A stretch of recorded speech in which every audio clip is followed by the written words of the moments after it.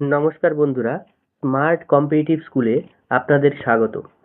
আজকের ভিডিওটিতে আমরা আলোচনা করতে চলেছি বাছাই করা এমন 10টি অত্যন্ত গুরুত্বপূর্ণ জিকের প্রশ্ন যা আগামী যে কোনো কম্পিটিটিভ এক্সামের জন্য অত্যন্ত গুরুত্বপূর্ণ হতে চলেছে।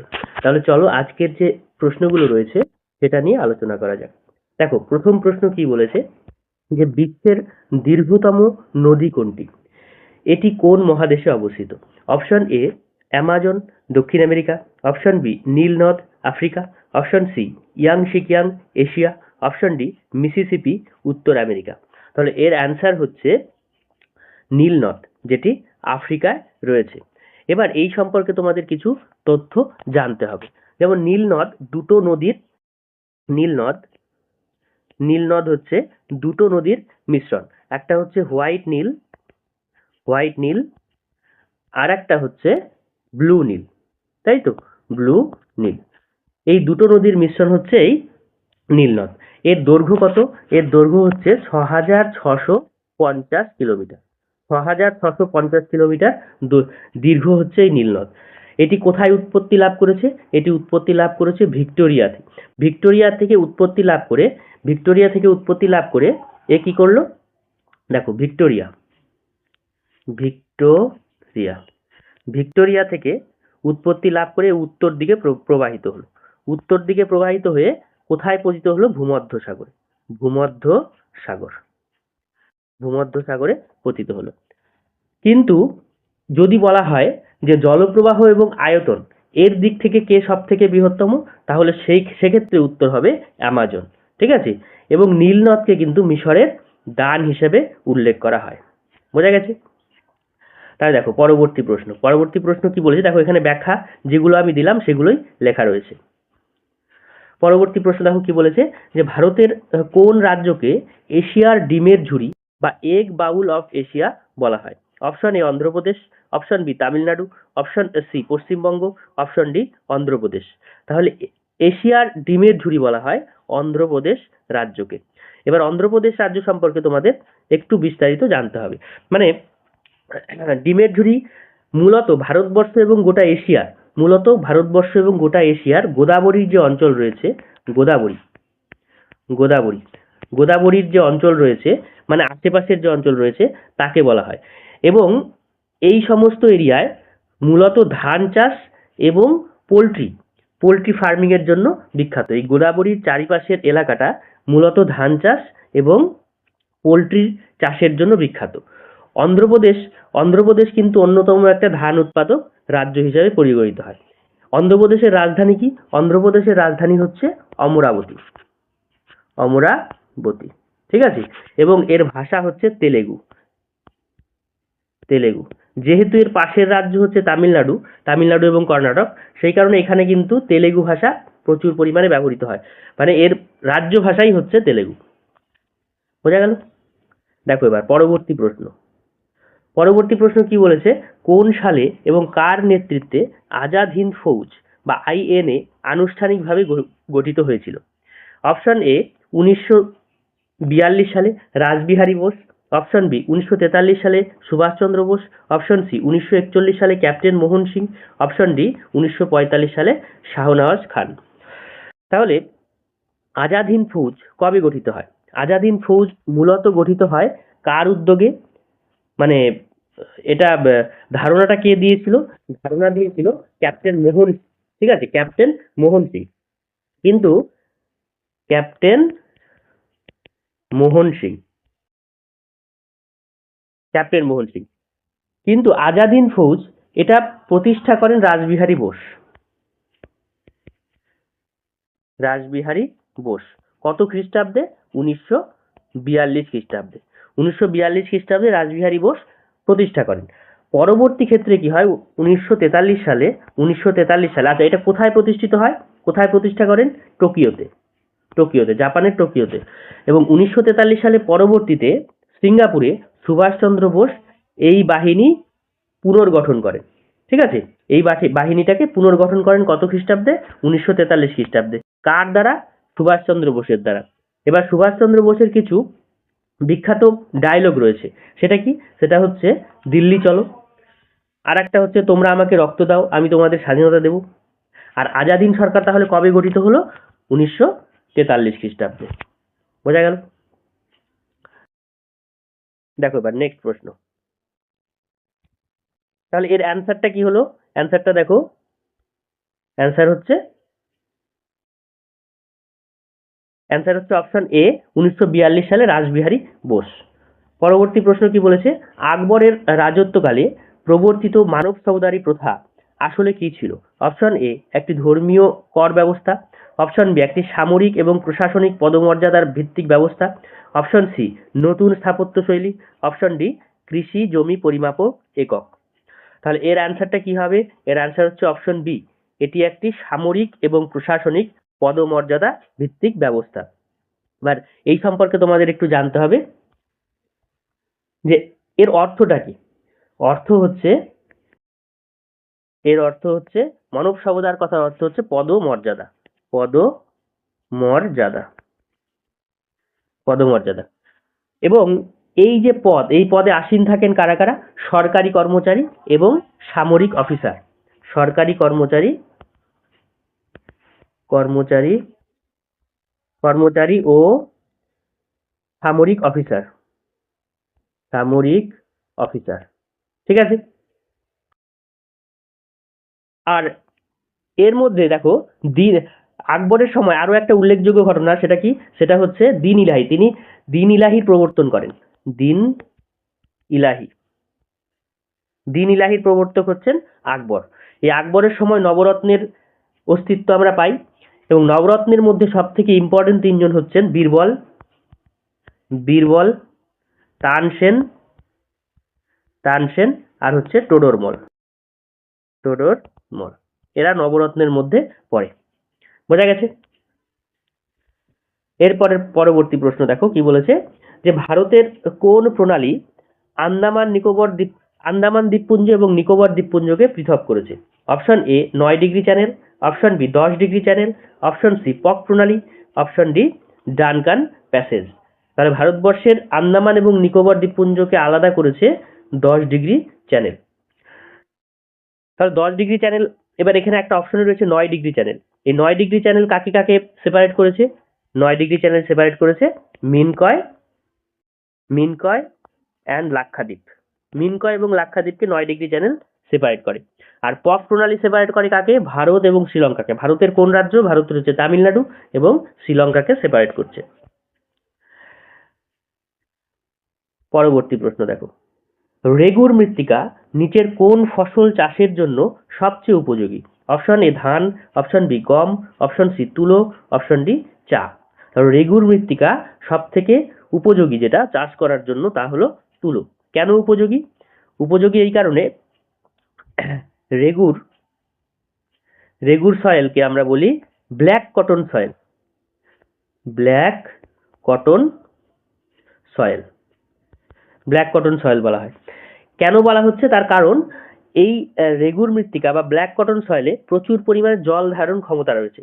এর প্রচুর পরিমাণে জল ধারণ করতে পারে, যার জন্য দেখা যায় যে এখানে যে তুলো চাষটা, সে তুলো চাষটা খুব স্বাভাবিকভাবেই গড়ে ওঠে, মানে ভালোভাবে বৃদ্ধি হয়। এবং এই মৃত্তিকা কোথায় দেখা যাচ্ছে? তাহলে এই মৃত্তিকা দেখা যাচ্ছে মূলত মূলত দাঁড়াও মূলত দক্ষিণ ভারতে। দক্ষিণ ভারতে, দক্ষিণ ভারতের কোথায়? দক্ষিণ এবং দক্ষিণ পশ্চিম ভারত। দক্ষিণ ভারতের মধ্যে রয়েছে গুজরাট, যদিও এটা মানে দক্ষিণ পশ্চিম ভারত, গুজরাট, মহারাষ্ট্র, এই সমস্ত এরিয়ায় এই রেগুর মৃত্তিকা দেখা যায়। এবং এখানে প্রচুর পরিমাণে এই মৃত্তিকা প্রচুর পরিমাণে জল ধারণ ক্ষমতা রয়েছে, এবং সেই কারণেই তুলা চাষ খুব ভালো হয়। ঠিক আছে? দেখো পরবর্তী প্রশ্ন কি বলেছে, সংবিধানের কোন অনুচ্ছেদকে ডক্টর বি আর আম্বেদকর সংবিধানের হৃদয় এবং আত্মা বলে আখ্যায়িত করেছেন? দেখো এই প্রশ্নটা কিন্তু আমি বারে বারে দিচ্ছি, কারণ এই প্রশ্নটা খুব ইম্পর্টেন্ট। অপশন এ, অনুচ্ছেদ 19, যেটা বাক স্বাধীনতা রয়েছে। অপশন বি, অনুচ্ছেদ 21, জীবনের অধিকার। অপশন সি, অনুচ্ছেদ 32, যেটা সাংবিধানিক প্রতিবিধানের অধিকার। আর অপশন ডি, অনুচ্ছেদ 45, যেটা হলো বিনামূল্যে শিক্ষার অধিকার। তাহলে এর অ্যান্সারটা কি হবে? অ্যান্সার হচ্ছে অনুচ্ছেদ 32 নম্বর ধারা। এই 32 নম্বর ধারাকে ডক্টর বি আর আম্বেদকর সংবিধানের হৃদয় এবং আত্মা বলে অভিহিত করেছেন। কেন বলেছেন? তার কারণ এই 32 নম্বর ধারা, এই 32 নম্বর ধারা প্রয়োগ করে আমরা রিট জারি করতে পারি। রিট রিট জারি করতে পারি। কি কারণে রিট জারি করতে পারি? যে আমাদের যে মৌলিক অধিকারগুলো রয়েছে, সেই মৌলিক অধিকার যদি লঙ্ঘিত হয়, তাহলে সাথে সাথে আমরা সুপ্রিম কোর্টে গিয়ে এই সাংবিধানিক প্রতিবিধান এর কথা বলতে পারি এবং সেই সমস্ত যে মানব মানে তোমার হচ্ছে মৌলিক অধিকার লঙ্ঘিত হচ্ছে, সেগুলো আমরা আবার পুনরায় ফিরিয়ে আনতে পারি। তাহলে মোট রিট কতগুলো জারি করা যায়? মোট রিট 5টি জারি করা যায়। 5টি রিট রয়েছে, ঠিক আছে? সেই রিটগুলির নাম কি? 1 নাম্বার হচ্ছে হেবিয়াস কর্পাস, এইচসি। 2 নম্বর কি? 2 নম্বর হচ্ছে ম্যান্ডামাস। 3 নম্বর হচ্ছে প্রহিবিশন, তোমরা লিখে রাখতে পারো। 3 নম্বর হচ্ছে প্রহিবিশন। 4 নম্বর হচ্ছে সার্টিওরারি, আর 5 নম্বর হচ্ছে কোয়ারেন্টো। তাহলে এই 5 প্রকারের রিট আমরা জারি করতে পারি। এই 5 প্রকারের রিট কিন্তু খুব ইম্পর্টেন্ট, প্রশ্নে আসতে পারে যে এর মধ্যে কোন রিটটি পড়ে না 32 নম্বর ধারা অনুযায়ী। তাহলে বোঝা গেল? এবার তোমরা বলবে যে এটা তো সুপ্রিম কোর্ট হলো, হাইকোর্ট কত নম্বর ধারা অনুযায়ী রিট জারি করতে পারে? ঠিক আছে, এটা তোমরা কমেন্ট বক্সে কমেন্ট করে জানাবে। তাহলে পরবর্তী প্রশ্ন দেখো, পরবর্তী প্রশ্ন কি বলেছে? যে ভারতের লোকসভার সর্বোচ্চ আসন কত নির্ধারিত হয়েছে? Option A 545, option B 552, option C 250, option D 500। দেখো এখানে অ্যাকচুয়াল উত্তর কিন্তু হবে 550, ঠিক আছে? 550, কিন্তু অপশনে যেহেতু 552 রয়েছে, উত্তর আমরা 552 দেবো। এবার কেন দেবো দেখো, যে 552কে কিভাবে ডিভাইড করা হয়েছে? 552টা মোট সিট, তার মধ্যে 530টা সিট কোথা থেকে আসবে? রাজ্যগুলো থেকে। 530টা সিট আসবে রাজ্যগুলো থেকে। আর 20টা সিট আসবে কোথা থেকে? 20টা সিট আসবে কেন্দ্রশাসিত অঞ্চল থেকে। তাহলে কতগুলো পড়ে থাকলো? আরো পড়ে থাকলো দুটো। এই দুটো কোথায় থেকে আসবে? দুটো আসবে অ্যাংলো ইন্ডিয়ান, মনোনীত অ্যাংলো ইন্ডিয়ান। তাহলে টোটাল কত হলো? 552। যদিও এই দুজন সিট মানে দুটো সিট যারা অ্যাংলো ইন্ডিয়ান দখল করতো, সেটাকে কিন্তু এখন বাতিল করা হয়েছে। কত নম্বর তোমার সংবিধান সংশোধনীতে? 104 নম্বর সংবিধান সংশোধনীর মাধ্যমে এই যে দুটো অ্যাংলো ইন্ডিয়ানের সিট, সেটাকে বাতিল করা হয়েছে। তাহলে বর্তমানে আমরা কতগুলো পাচ্ছি? ম্যাক্সিমাম পাচ্ছি 550টা, যেটা আগে ছিল 552। ঠিক আছে? তাহলে অ্যাংলো ইন্ডিয়ানদের মনোনীত কে করেন? অ্যাংলো ইন্ডিয়ানদের মনোনীত করেন রাষ্ট্রপতি। বোঝা গেল? কিন্তু বর্তমানে কতজন কার্যকারী আসন আছে? কতগুলো? বর্তমানে রয়েছে 543। পরবর্তীতে যদি আরো সিট বিভাজন হয়, তখন সেক্ষেত্রে আমরা ম্যাক্সিমাম 550 পর্যন্ত করতে পারবো। তাহলে বর্তমানে কতগুলো আছে? আমরা লোকসভার সিট কত? 543টা। বোঝা গেছে? দেখো পরবর্তী প্রশ্ন কি বলেছে? যে মানবদেহের কোন গ্রন্থিকে মাস্টার গ্ল্যান্ড বা প্রভু গ্রন্থি বলা হয়? অপশন এ থাইরয়েড গ্রন্থি, অপশন বি পিটুইটারি গ্রন্থি, অপশন সি অগ্নাশয়, অপশন ডি অ্যাড্রিনালিন গ্রন্থি। উত্তর কি হবে? উত্তর হচ্ছে পিটুইটারি গ্রন্থিকে আমরা মাস্টার গ্ল্যান্ড বলি। কেন বলছি? কারণ পিটুইটারি একটা অন্তঃক্ষরা গ্রন্থি, ঠিক আছে? অন্তঃক্ষরা গ্রন্থি। এবার এই অন্তঃক্ষরা গ্রন্থি হলেও এটা কোথায় অবস্থান করছে? অবস্থান করছে মস্তিষ্কে। এই অন্তঃক্ষরা গ্রন্থি আরো দুটো গ্রন্থির ক্ষরণকে নিয়ন্ত্রণ করছে, মূলত থাইরয়েড এবং অ্যাড্রিনালিন। থাইরয়েড কোথায় রয়েছে? থাইরয়েড রয়েছে গলায়। আর অ্যাড্রিনালিন কোথায় রয়েছে? অ্যাড্রিনালিন রয়েছে তোমার কিডনির ওপরে।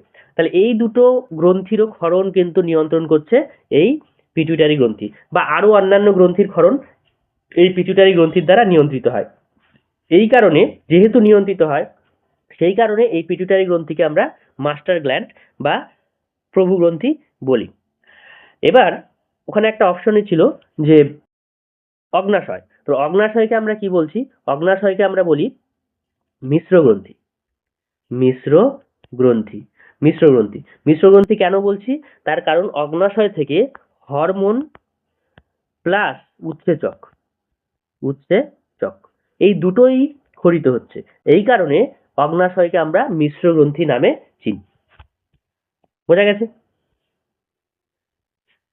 দেখো পরবর্তী প্রশ্ন কি বলেছে? যে রক্তের প্লাজমাতে জলের শতকরা পরিমাণ আনুমানিক কত থাকে, মানে প্লাজমাতে কতখানি জল রয়েছে, কত ভাগ। তাহলে রক্তকে আমরা কয় ভাগে ভাগ করছি? রক্তকে আমরা মূলত দুভাগে ভাগ করছি। একটা হলো রক্তকণিকা, রক্তকণিকা, আর একটা হচ্ছে প্লাজমা। প্লাজমা বোঝা গেল, রক্তকণিকা এবং প্লাজমা। রক্তকণিকা কত পার্সেন্ট থাকছে? 45%। আর প্লাজমা কত থাকে? 55%। এবার আমাদের প্রশ্নে বলেছে যে প্লাজমার কত শতাংশ। ঠিক আছে, তাহলে এই রক্তকণিকা হলো 45%, আর প্লাজমা হচ্ছে 55%। এই 55%কে আমরা আবার দুভাগে ভাগ করছি, মানে প্লাজমাকে। প্লাজমা প্লাজমা কত পার্সেন্ট রয়েছে? 55%। সরি, এখানে ভুল হলো। আচ্ছা, ঠিক আছে ঠিক আছে। তাহলে প্লাজমা প্লাজমা সরি প্লাজমাকে আমরা দুভাগে ভাগ করছি। একটা হচ্ছে জল, মানে জলীয় অংশ, আর একটা হচ্ছে রক্তকণিকা। প্লাজমাকে আমরা দুই ভাগে ভাগ করছি। জল, জল আছে, আর কি রয়েছে? প্রোটিন রয়েছে। প্লাজমার মধ্যে রয়েছে প্রোটিন, খনিজ লবণ, তারপরে আরো বিভিন্ন ধরনের পুষ্টি উপাদান। এই মিলে কত পার্সেন্ট? টোটাল হচ্ছে 8%। আর এই 55%-এর মধ্যে 55%-এর মধ্যে আবার 92%ই হচ্ছে জল। তাহলে অ্যান্সারটা কি হচ্ছে? অ্যান্সারটা হচ্ছে মোট 90 থেকে 92%। তাহলে দেখো এখানে প্রশ্নটা দেখো ভালো করে, যে রক্তের প্লাজমাতে জলের শতকরা পরিমাণ আনুমানিক কত থাকে। অপশনে 50 থেকে 55%, অপশন বি 60 থেকে 65%, অপশন সি 70 থেকে 75%, অপশন ডি 90 থেকে 92%। তাহলে এর অ্যান্সার হচ্ছে 90 থেকে 92%। তাহলে ভালো করে দেখো যে রক্তকে আমরা দুই ভাগে ভাগ করছি, একটা রক্তকণিকা আর একটা প্লাজমা। এই প্লাজমা হচ্ছে 55% আর রক্তকণিকা হচ্ছে 45%। এই প্লাজমাকে আবার আমরা দুভাগে ভাগ করছি। প্লাজমার মধ্যে রয়েছে জল আর প্রোটিন, খনিজ লবণ এবং পুষ্টি উপাদান। প্রোটিন, খনিজ লবণ এবং পুষ্টি উপাদান মাত্র 8%, আর জল রয়েছে 90 থেকে 92%। রক্তকে আমরা কি বলি? রক্তকে আমরা তরল যোজক কলা বলি।